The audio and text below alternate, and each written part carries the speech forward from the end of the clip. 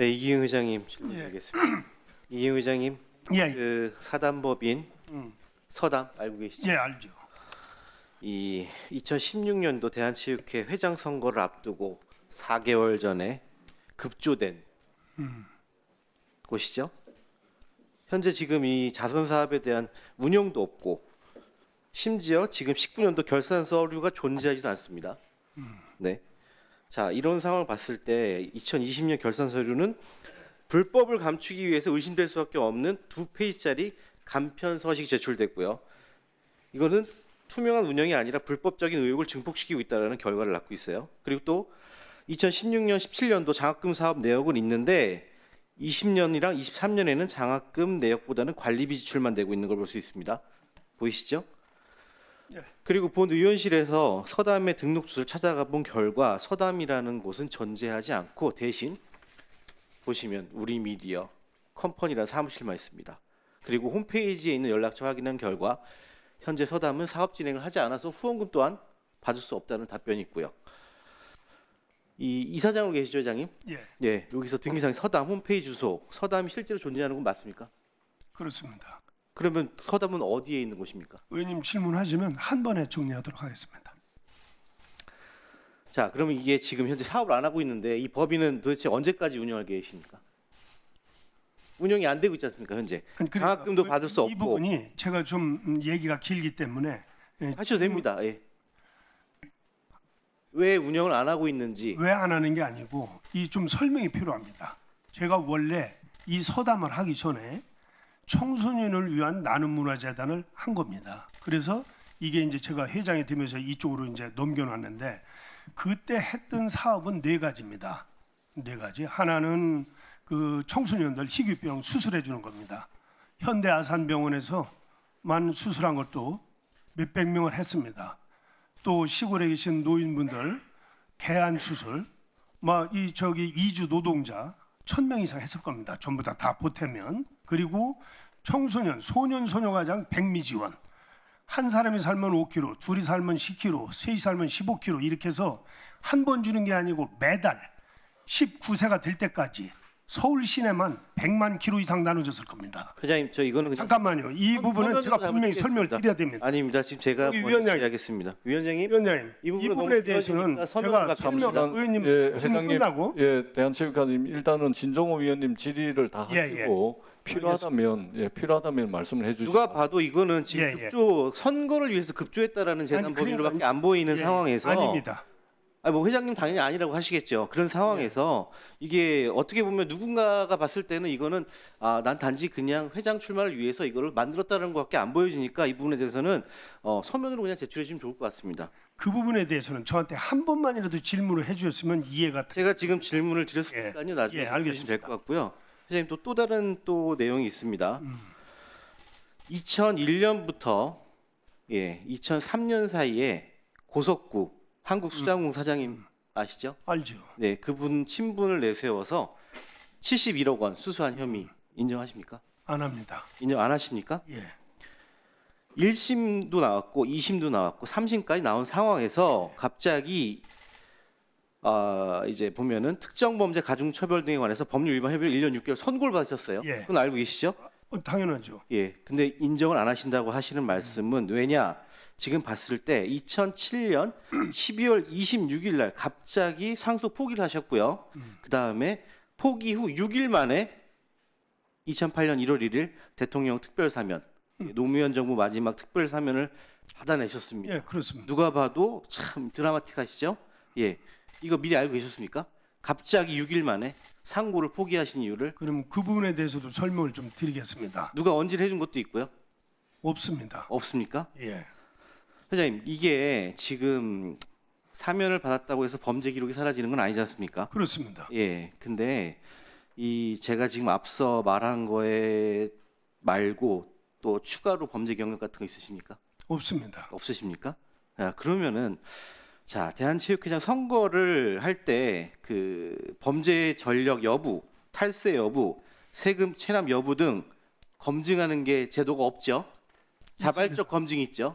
원래 처음에는 자발적 검증 있으시죠? 그 내용을 네. 설명을 들으세요. 무슨 말씀이냐면은 이게 이제 그 형의 실효법에 의해서 그걸 할 수가 없게 돼 있는 겁니다. 그러니까 우리가 거기에 대한 확인서를 후보자로 등록할 때 이제 쓰게 돼 있었고, 자발적으로 쓰지 않습니까 거기? 그러니까 저희가 자발적으로 쓰는 거죠. 그러니까 이 자발적으로 쓴다라는 것 자체가 약간 그 누가 봐도 공정하지 그게 못하다라는 이제 생각을 저희가 할 수 없지 내고 않습니까? 그 다음에 네. 이제 중앙선거관리위원회가 위탁하면서 이제는 그런 자료들을 다 낼 수 있도록 보완이 됐습니다. 보완이 됐습니까? 예, 그 또한 자료도 한번 주세요 저한테. 예, 예. 네, 회장님 그리고 또 여러 가지가 있는데 회장님 세금 체납에 대해서는 어떻게 생각하십니까? 전혀 한 바가 없습니다. 아니 하셨다라는 얘기가 아니라 어떻게 생각하시냐고 물어보는 거예요. 하면 안 되죠. 하면 안 되죠. 예, 자 그러면은 회장님 경제 공동체인 부인분 예, 당연하죠. 세금 체납 의혹에 대해서 좀 말씀드리겠습니다. 예, 자 서담 그리고 흥국산업, 우성산업 등 등기부 열람 보면은 그 부인의 소유로 명일동 소재 아파트 주소 확인했고요.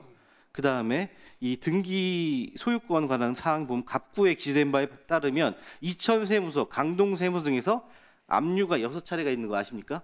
전 모릅니다. 네? 모르십니까? 예, 2005년 4월, 2005년 9월, 2009년 7월, 10년 3월, 11월 2월, 12월, 12년 2월 이렇게 6번의 압류가 있는데 전혀 제가 모르십니까? 그러니까 이제 다 물어보셨습니까? 그럼 제가 답변을 드리겠습니다. 아니 모르신다고 했길래 예. 왜 갑자기 모르신다고 하신 겁니까?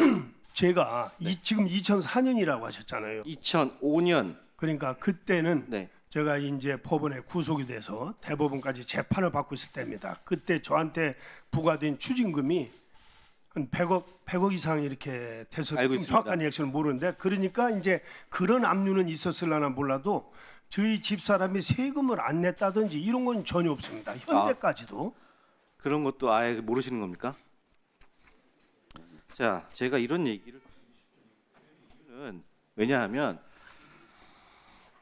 대한체육회 회장님이라면 아무래도 이 연간 5천억 안 되게 사용을 하시지 않습니까? 근데 이렇게 세금 체납을 내 와이프가 하는 상황에서도 이런 것을 또 이 압류와 해제를 계속 반복하고 있고 현재도 체납된 상황인 건 알고 계십니까? 그것도 모르십니까? 모릅니다. 좀 없습니다. 체납이 없습니다. 현재 체납 상태라고 저희가 확인이 되어 있고요. 없습니다. 없다고요? 없습니다. 예를 들어서 세금이 체납되면 통장에서 강제 환수됩니다. 저희 집사람 통장에 수십억에서 수백억씩 있습니다. 다시 한번 확인하겠습니다. 없습니다. 그러니까 제가 그걸 확인하겠습니다. 그래서 이런 말씀을 드리는 이유가 아니 그러니까 지금 그게 가짜 뉴스잖아요. 가짜 뉴스인지 아닌지는 저희가 조사한 바에는 현재 체납 상태라고 나왔기 때문에 말씀을 드리는 부분이고요. 그거는 뭐 다시 한번 확인하고 체납을 할 말씀드리겠습니다. 수가 없습니다. 통장에서 그냥 강제로 환수해 갑니다. 네, 알겠습니다. 네, 제가 이런 얘기를 드리는 이유는 저도 체육회장님을 존경했었고 도덕적인 문제 때문에 자꾸 이런 문제가 나오기 때문에 말씀드리는 거고요. 회장님 1989년 우성산업개발 콘크리트 건설공사 기초지를 만든 회사 설립하셨죠? 네. 이 회사가 98년도부터 한강 상수원 보호구역인 미사리 골재 채취 야적장을 12년도까지 운영을 했습니다. 이 우성산업개발은 골재 채취 그리고 서울 춘천 고속도로 제2중부고속도로 건설 폐기물 야적으로 돈을 버셨죠. 자 여기서 보면 그냥 일반 건설업 회사로 보이고요. 이 회사가 2017년 폐업하셨죠. 그건 저하고 관계 없습니다. 폐업 단계는. 관계가 없으시다고요. 일단 폐업했다라는 걸로 나와 있고요. 예. 자 환경 문제부터 세금까지 국민한테 피해를 줬다라는 얘기가 나옵니다. 자 이 한강을 식수원으로 쓰는 국민께 환경오염을 선사했고요. 그리고 지속적인 하남 시민의 빨리 마치겠습니다. 예. 지속적인 하남 시민의 항의를 받다가 우성산업개발이 17년 7월에 해당 지역에 폐골재와 오염물질을 내버린 채 폐업을 했습니다. 그리고 이 토양검사 등에서 법정 기준치를 넘는 2배 가까이 넘는 불소가 검출이 되었고요. 현재 425억에 달하는 토양 정비 비용이 발생한 상황인데 이 우성산업개발하고 이 무책임한 폐업 그리고 하남시와 국토부가 법정 다툼을 하고 있는 상황입니다. 그리고 또 폐업 전에 2013년부터 15년까지 이 토지 반환 및 체납 임대료 관련 소송에서 우성산업개발이 법원의 화해 공고를 받아들이고 하남시에 5억을 내기로 했는데 폐업해서 흐지부지한 상황입니다. 자, 회사가 어려우면 폐업하는 건 맞죠? 맞다고 생각을 하는데 여기서 우성산업개발은 그렇지 않아 보이는 이유가 뭐냐면 회장님 또 다른 골조업 회사 갖고 계시죠? 없습니다. 안 갖고 계십니까? 없습니다. 회장님이 안 갖고 계시다고요? 예, 없습니다. 지금 없습니다. 없습니까? 예. 없다고 하시니까 그럼 제가 추후에 또 예. 오후에 질의 맞춤 저기 위원장님, 이 부분 지금 진종우 의원님께서 질문한 부분에 대해서는 제 신상에 관한 문제고 여기는 또 국정감사장입니다. 제가 책임 있게 설명할 수 있도록 시간을 좀 주시면 좋겠습니다. 예, 그 설명하실 수 있는 시간을 드릴 테니까 일단 박정아 위원님 의사 진행 발언해 주시기 바랍니다. 네. 그 위원장님 지금 그 이기흥 회장의 질의응답을 보니까 이게 국감장에 나온 증인의 태도인지 도저히 납득하기 어려운 부분들이 많습니다. 제 얘기를 들어보세요. 설명을 들어보세요. 이게 과연 증인의 자세인지 이 상태로 국정감사가 계속될 수 있는지 저는 굉장히 회의적입니다. 위원장께서 증인으로 나온 대한체육회장이 위증을 했는지 거짓말을 했는지에 대해서는 저희 위원회에서 따져봐야 되지만 그 답변 태도에 대해서는 준엄하게 좀 꾸짖어 주시고 정상적인 국정감사가 진행될 수 있도록 말씀을 좀 주시기를 부탁드립니다. 여기서부터 잠깐 주목해 주시기 바랍니다. 제가 구독자분들을 위해서 깜짝 선물을 하나 준비했는데요. 제가 항상 여러분들께 뭐라고 말씀드렸나요? 뉴스만 평소에 잘 챙겨보셔도 돈이 된다.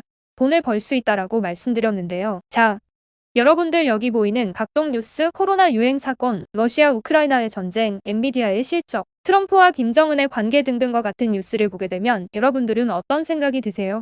그냥 뉴스만 보고 끝내는지 아니면 이 뉴스를 어떻게 이용할 수 있는지 이 부분을 고민하고 계시는지를 되물어보고 싶습니다.